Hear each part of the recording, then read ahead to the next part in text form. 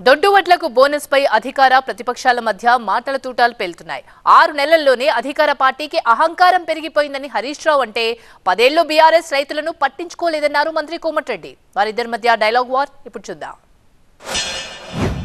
దుకాణం బందే ముందు ఇష్టం మాట్లాడుతున్నాడు.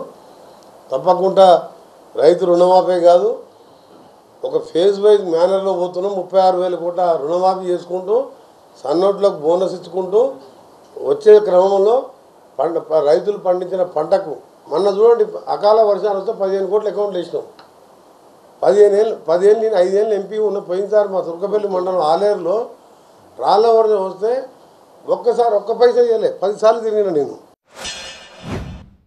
రైతు బంధు రాలేదంటే ఒక మంత్రి చెప్పుతో కొడతా అంటాడు. అన్ని రకాల వడ్లకు బోనస్ ఇవ్వాలంటే ఇంకో మంత్రి మొరుగుతున్నారని మాట్లాడతాడు. అంటే వీళ్ళకి 6 నెలల్లోనే అహంకారం నెత్తికెక్కింది. ఈ అహంకారాన్ని దించాల్సిన అవసరం ఉంది. ఎట్టి పరిస్థితుల్లో ఈ కాంగ్రెస్ పార్టీ హామీలు అమలు చేసేదాకా కూడా మేము వదిలిపెట్టాం. అసెంబ్లీలో ఈ ప్రభుత్వం సంగతి తేలుస్తాం.